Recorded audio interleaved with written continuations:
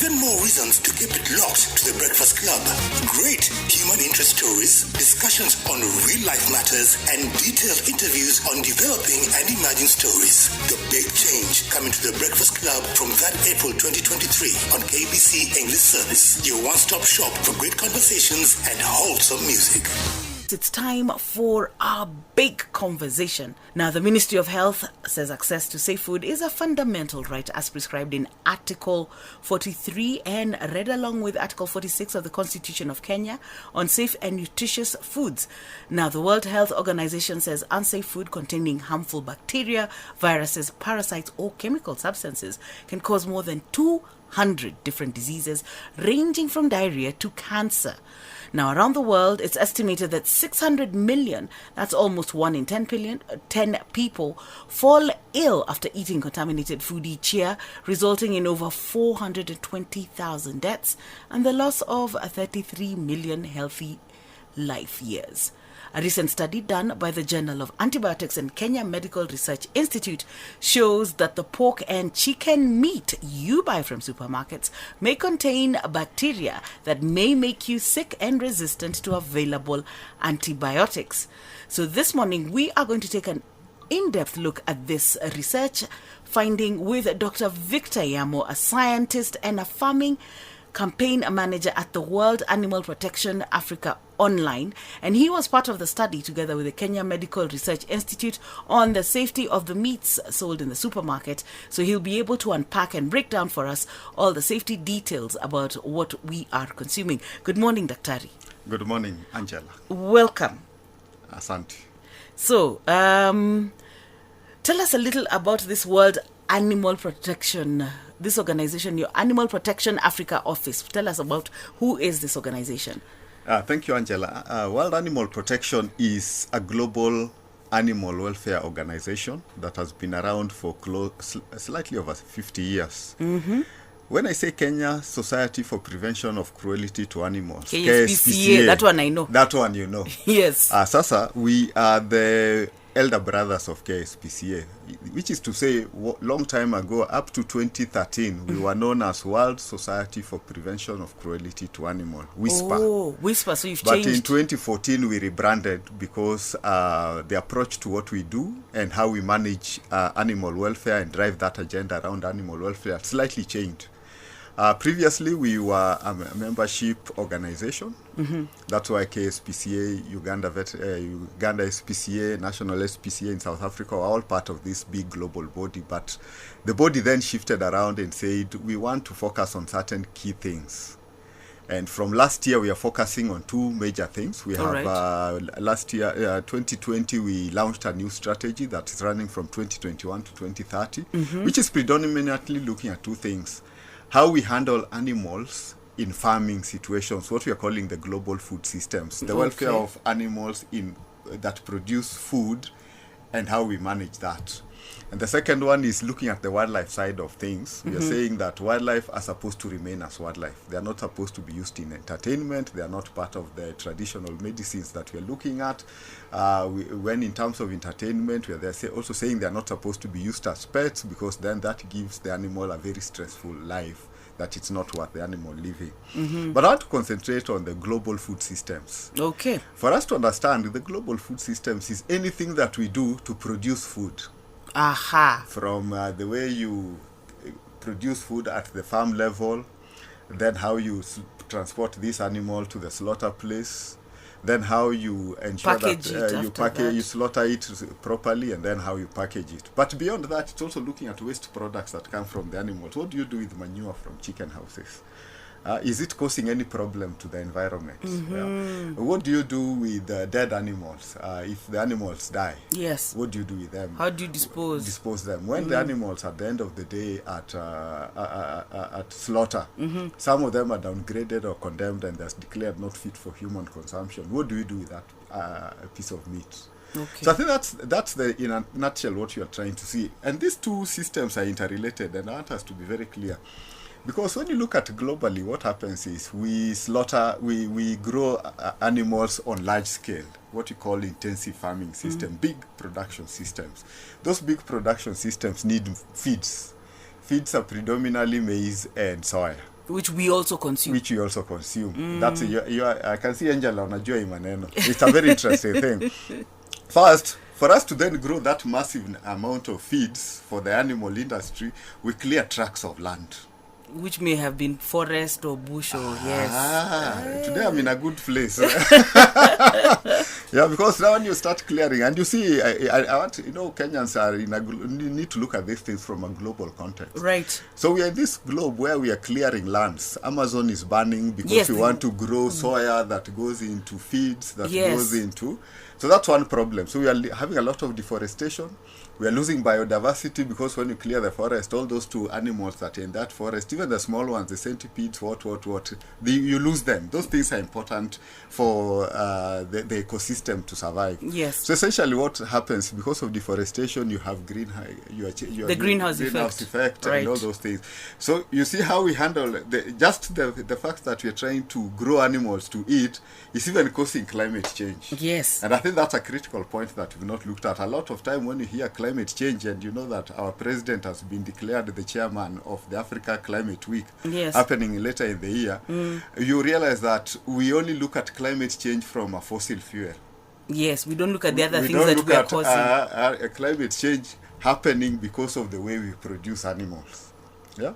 And science has shown us that 33% of greenhouse gases are actually coming from the farm. Intensive farming systems. Yes. So we really need to relook at our farming system. So that's problem one in the food systems. The impact of poor welfare on climate change. Yes. Yeah.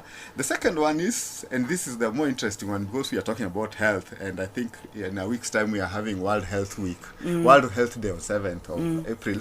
The interesting thing about that is that what we eat also has an impact on our health. Absolutely. So if the animals are not being handled well, and I want to give the easy ones. If animals in this country, if maize goes bad, what do we do with the rotten maize from the silos or in the village? It somehow ends up as feed. It ends up as feed. So you have aflatoxin. So you have aflatoxin in Right. maize. That aflatoxin is made, is fed to an animal. That animal then produces milk, which has aflatoxin. Then what happens? What we were avoiding Comes still ends back on our table.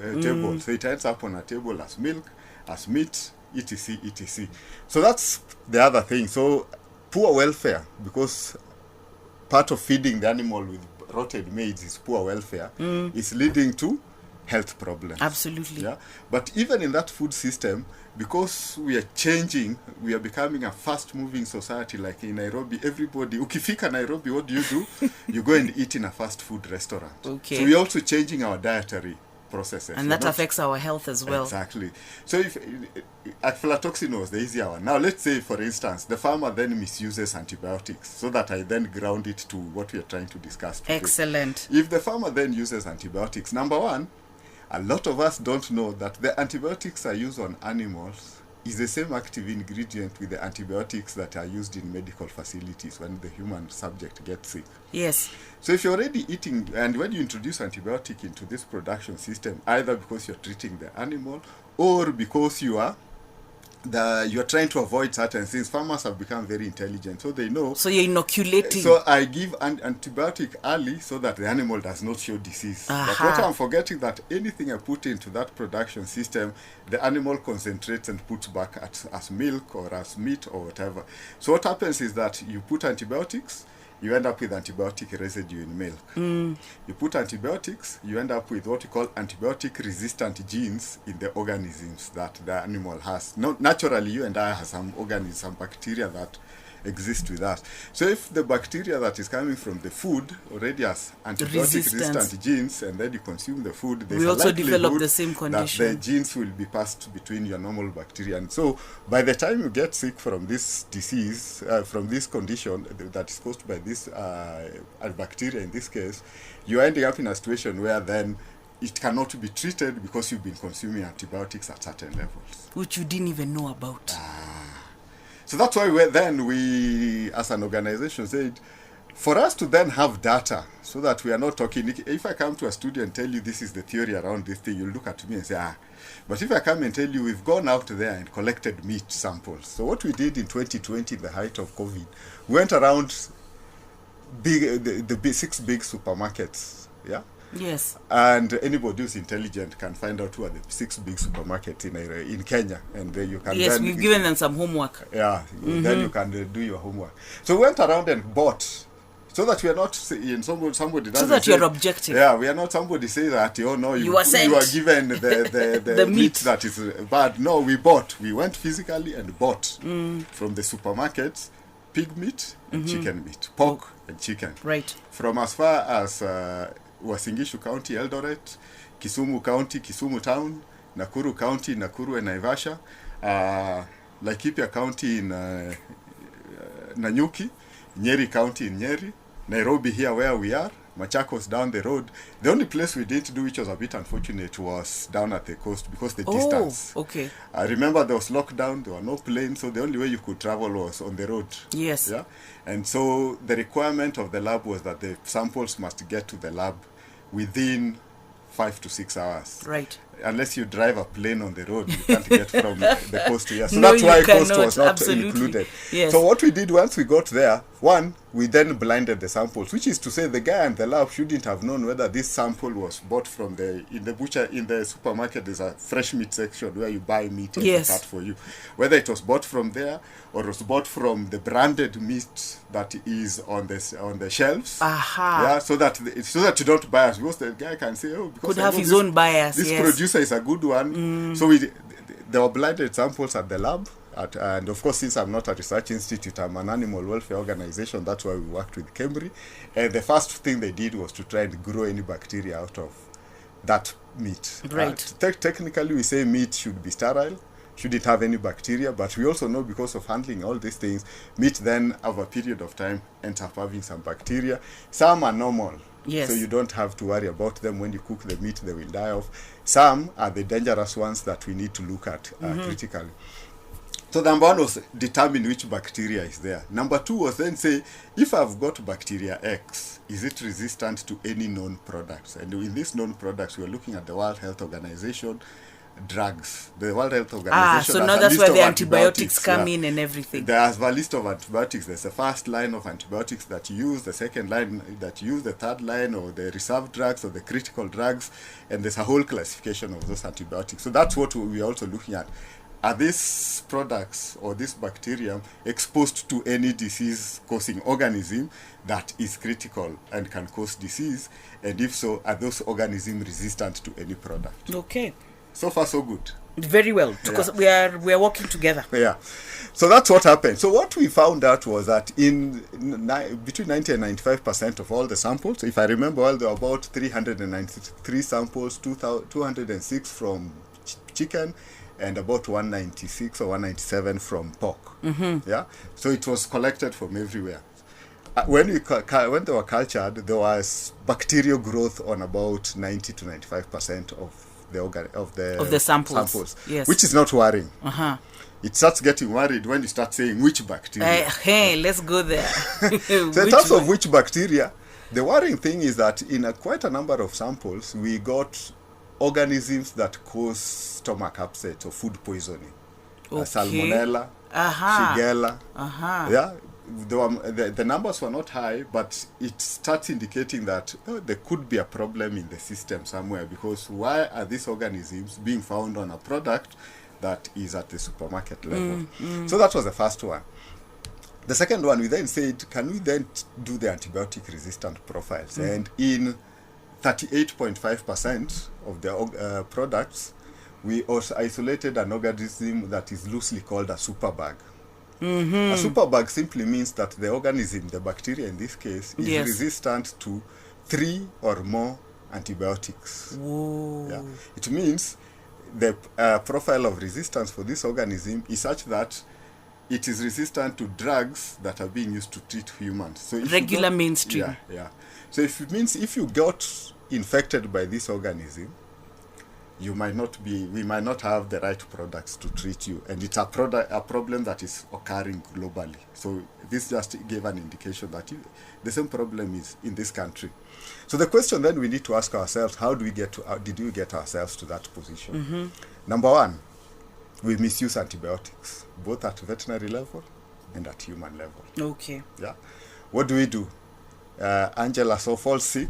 Hachu, give me. And you're even particular, you say, mi na kunywanga ile. Yeah.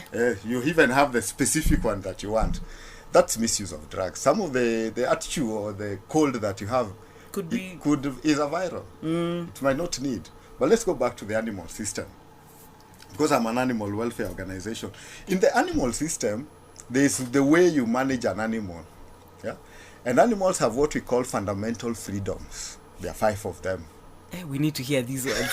We absolutely need to hear these freedoms. And then I gauge myself and see where I stand there.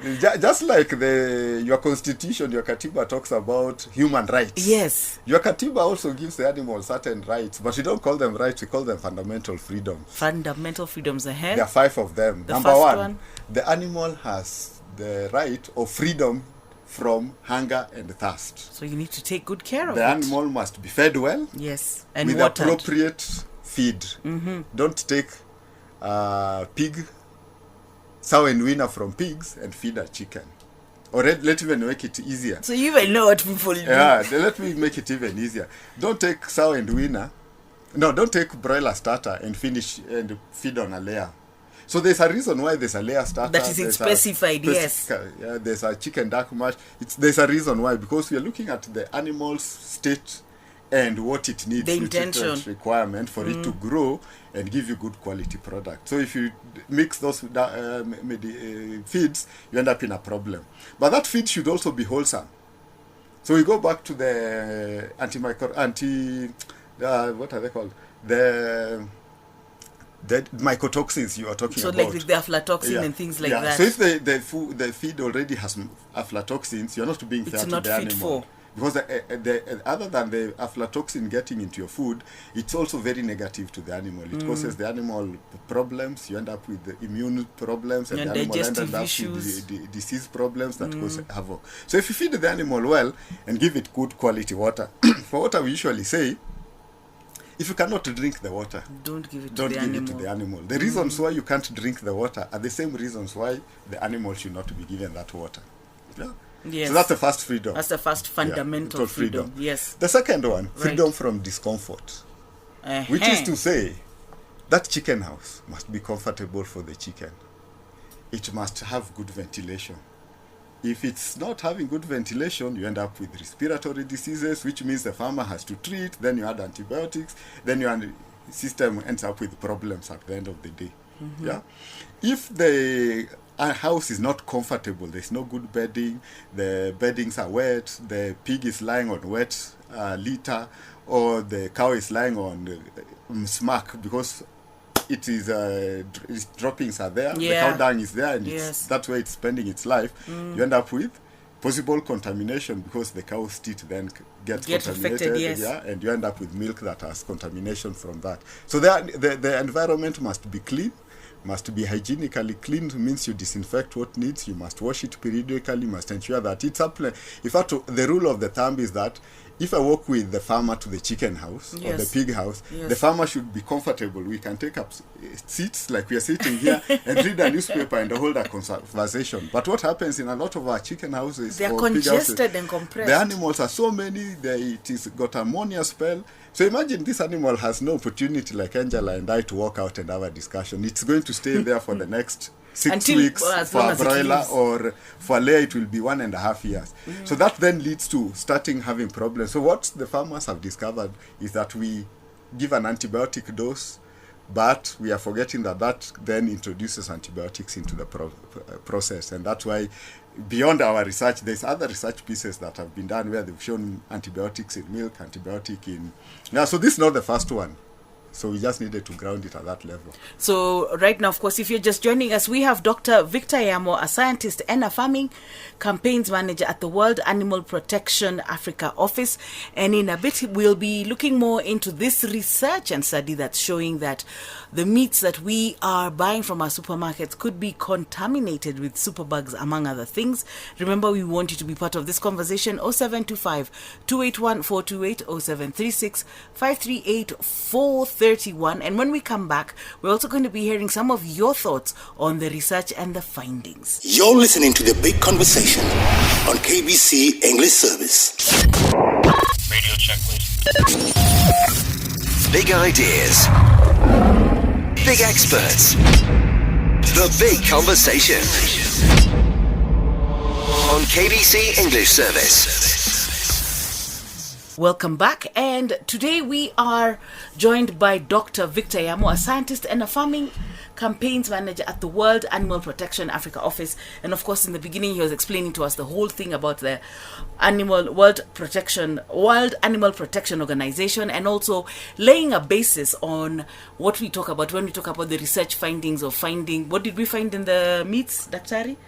Antibiotic resistant organisms called Yes. superbugs, and that is what we need to be looking at. And of course, just before the break, he was explaining that all this begins from how you maintain the animal. So we had gotten to the number 2 of the fundamental freedom. Number 3 is freedom from pain, injury, and disease. You need to manage disease at animal levels. In fact, science shows us that 70% of diseases that are occurring or re-emerging are coming from animal systems. These are what we call zoonotic diseases. They can affect humans and they can affect animals.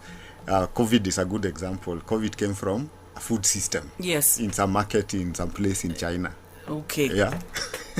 Even the other ones we are seeing, Marburg, Sidini, They're all coming coming Mother from Nature. animals. So what we are saying is that, and part of it is what I was saying earlier on, our interference into ecosystems is then leading to certain things, and that's what we are seeing now.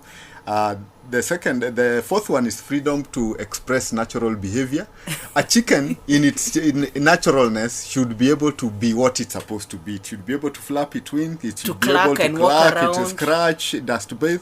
If it doesn't do that, most people wonder what is so important about chicken doing that.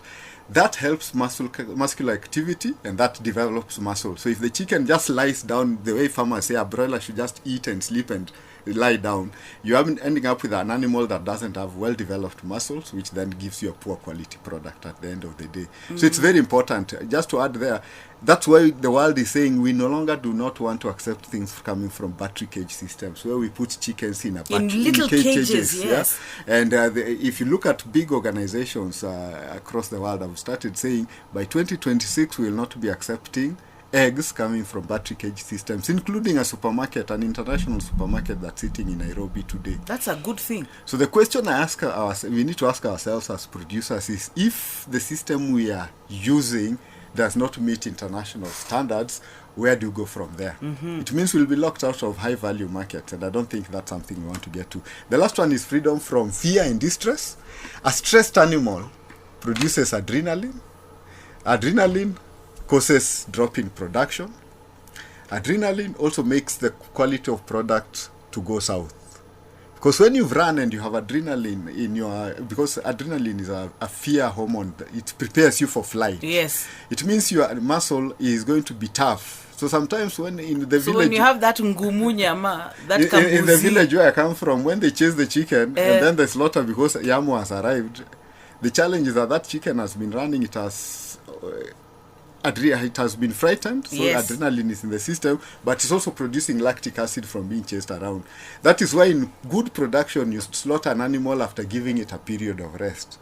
If you don't do that, the animal texture of the meat then comes off. So these things are very important things that we are not looking at, and that's why we say the animal welfare is so critical to the food and the quality of food that comes out at the end of the day.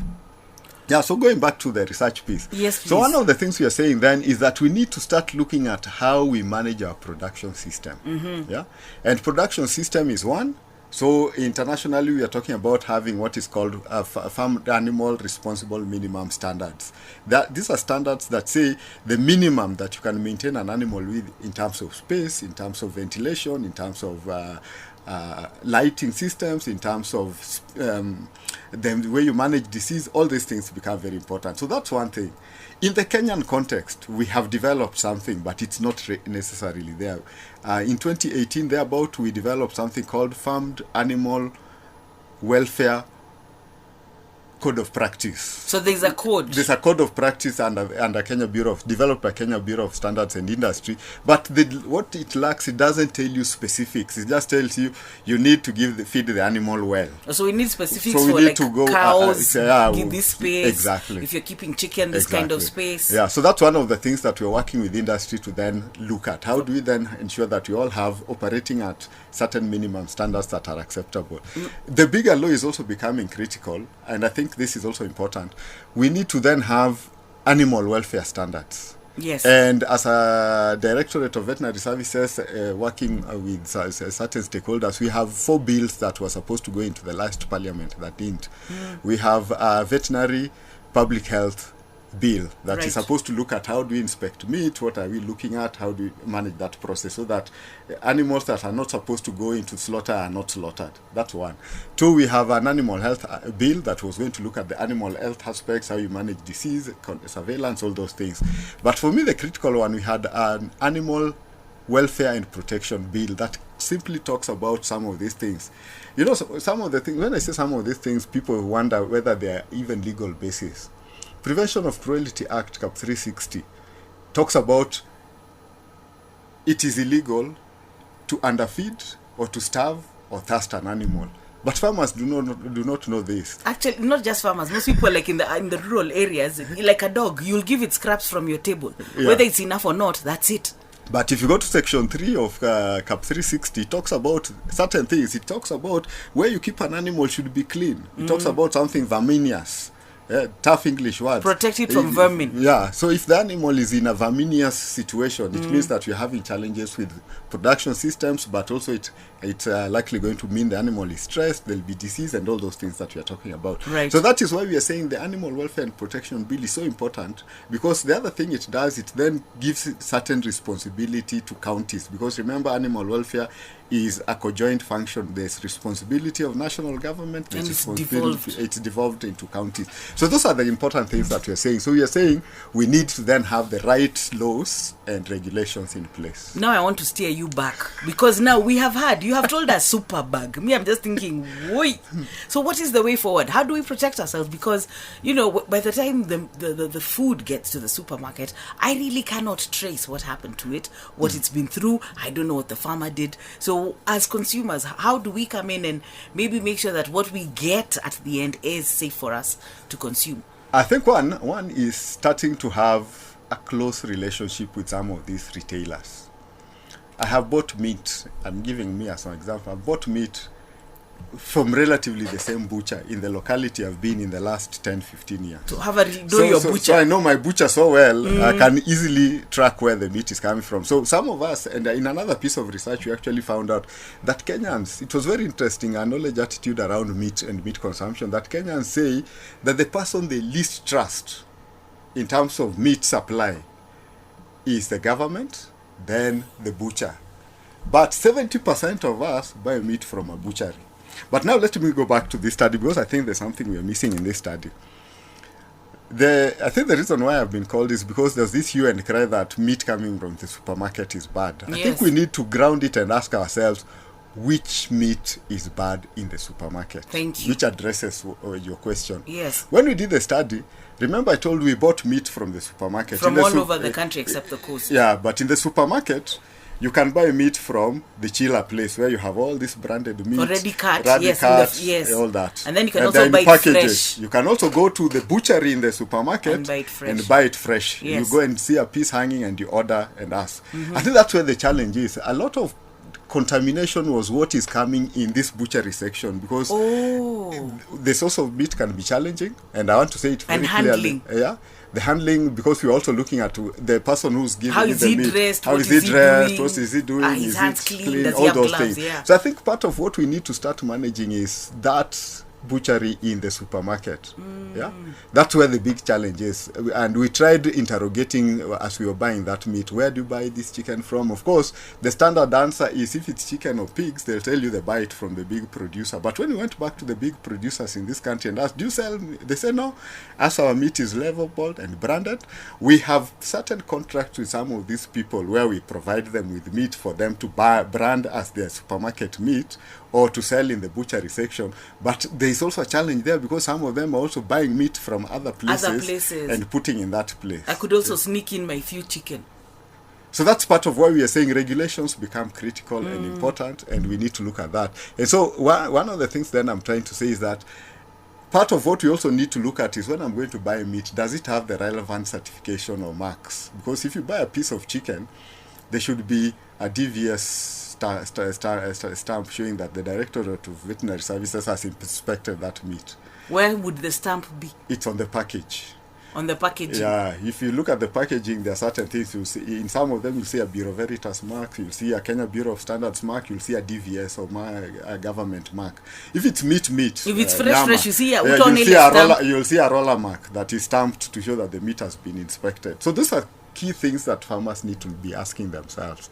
Then of course also assess, if I go to a butchery, because the other question was if supermarkets were this, what about butchery? If I go to a butchery, what am I seeing? Is the level of hygiene being handled? Does it have the proper certification, the proper registration on the wall? Yeah, because that then starts indicating whether you're dealing with a honest business that is doing the right thing, or whether you're dealing with Yamo and Associates. Now, let me ask you a question, because sometimes you argue about that. Like when you go to the regular butcher, and you see a lot of flies. I remember I was telling this guy, wait, these flies are just too many. He's like, hapana madam, unajua ukiona inzi, hii ni nyama mzuri. Inzi haiwezi guza pahali nyama ni mbaya. I have had that debate, and I think it started with you media doing some expose and saying there were certain things that people are using to preserve meat. But I also want to say that the way we handle meat is also not right. What we eat in this country might not be called in the strictest sense as meat, because we slaughter an animal in the morning, and by lunchtime it's on your plate. By the time that animal is getting onto your plate, when an animal dies, there's a process called rigor mortis. Yes. The animal stiffens. So maybe your hard meat is because it's undergoing rigor mortis on your plate. So you should let it hang first? So you should let it hang, what you call curing, let it hang for 3 or 4 days, so that the rigor mortis goes, then the animal, decomposition begins, the meat becomes softer. Because then the muscles relax. Because after rigor mortis, the flesh becomes softer. So you're wrong. But decomposition is another thing. That's the thing I'm wondering. What happens? Yeah, because if it's going to hang for 3 days. It's where you hang it. So where are we hanging it? There are supposed to be some cold stores or cold freezers where then the animal meat is not at ambient temperature where decomposition can happen, but then you slow down some of this process. And also cured meat costs more. Cheap can be very expensive, as you've learned. Okay, so we should not actually be from the slaughterhouse straight to your plate, into your sufuria within less than 24 hours. Yeah, there's a whole process there that we skip. But the other thing we also need to say is that there's a process, people assume, and again, maybe let me just throw this here. You've seen of late, the other week, I think there was an outbreak of anthrax in Embu because a group of fellows slaughtered an animal. 359 people were treated, 1 guy died.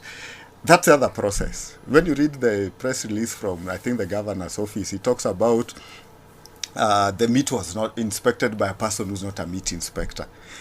And sometimes we call... So how does that even happen? Well, part of it is counties don't have enough technical personnel to do some of these things. But the other thing is a lot of us do home slaughter. Yeah. And when I'm doing home slaughter, I then call, because Yamo is a daktari, I could be a daktari and I know what to look for, but I'm not a meat inspector. So wait, there is a difference here. Yes. Between a meat inspector and a doctor, not just a medical doctor and a vet. Yeah. There is a distinction.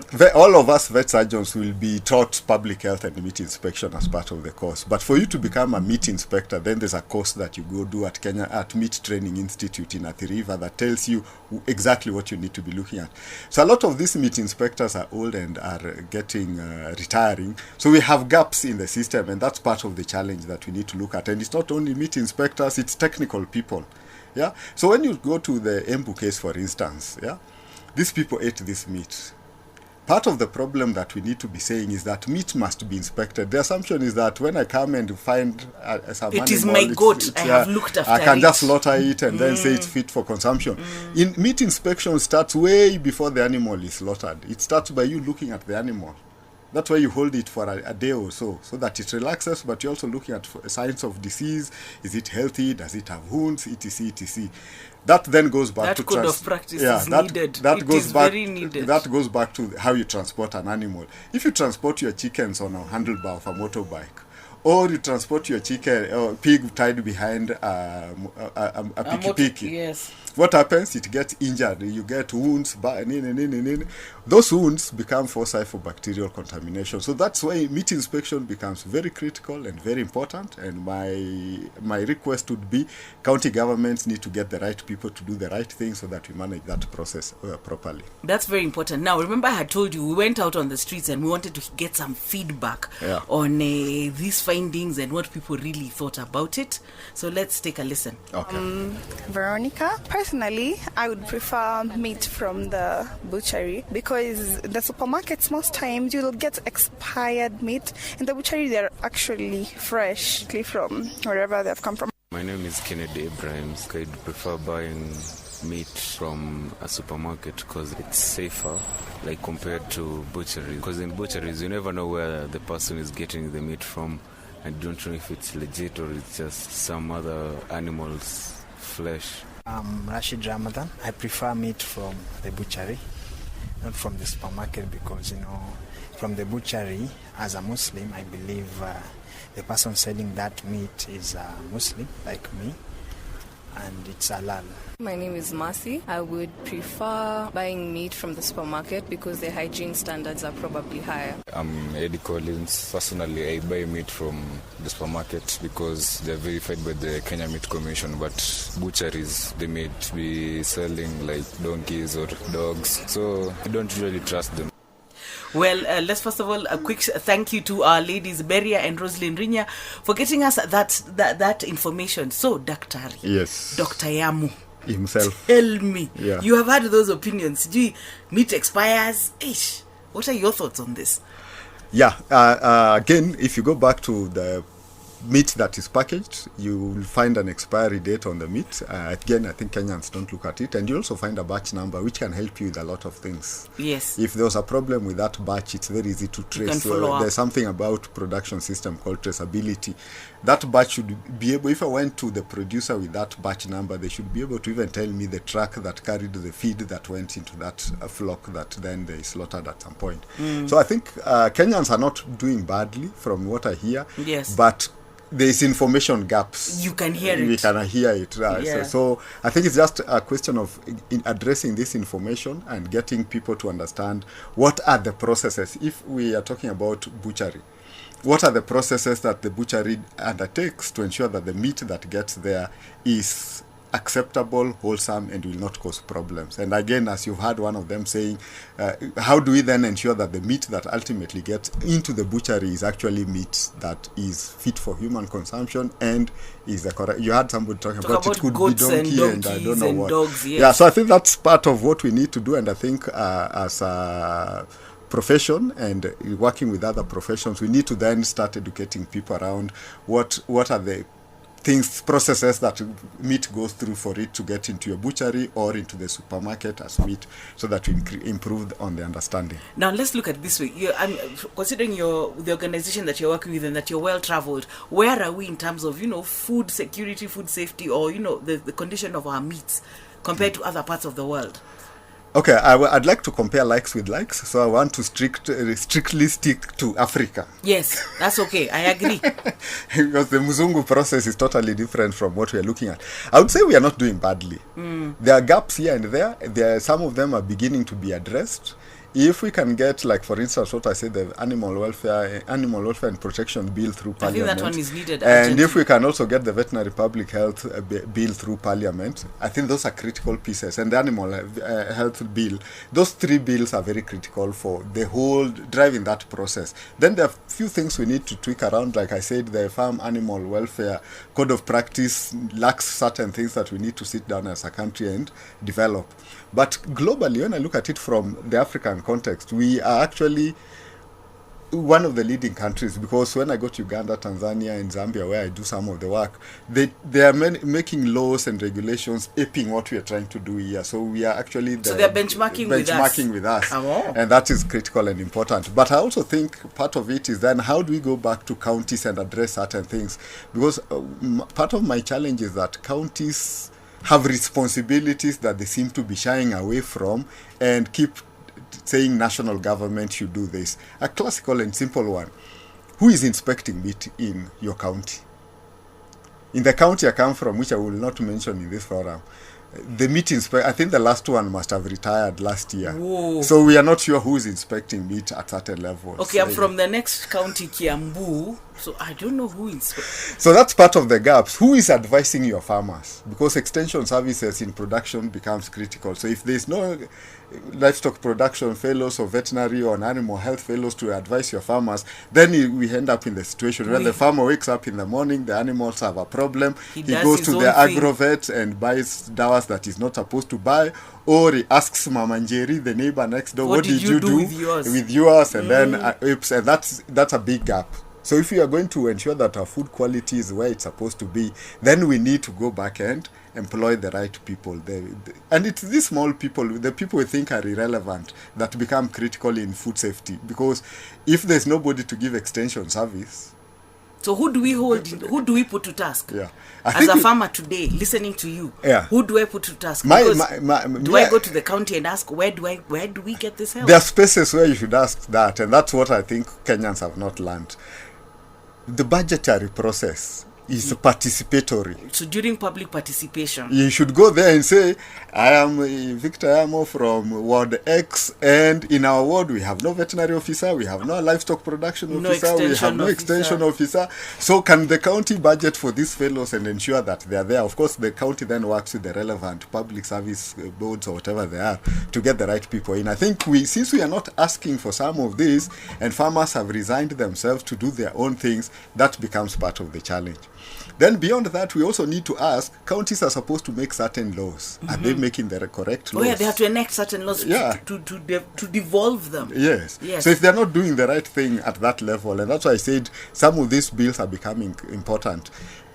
For instance, we have a veterinary policy that was ratified in 2020. We have a livestock policy. Are we really implementing this? Have they been passed down? These policies, once they become sessional papers, you need to create laws and regulations to actualize them. Are we getting the right laws and regulations, and each person playing their role? So national government should do what they're supposed to do, but county government should also do what it's supposed to do. And I think now we also have a role to play. Now that we're creating the awareness that as farmers, as consumers, we need to ask these questions. Do we have a consumer organization in this country? You need to tell me. on live TV, on live radio. We'll talk on the side. Umeanza swali alafu umetuacha hanging.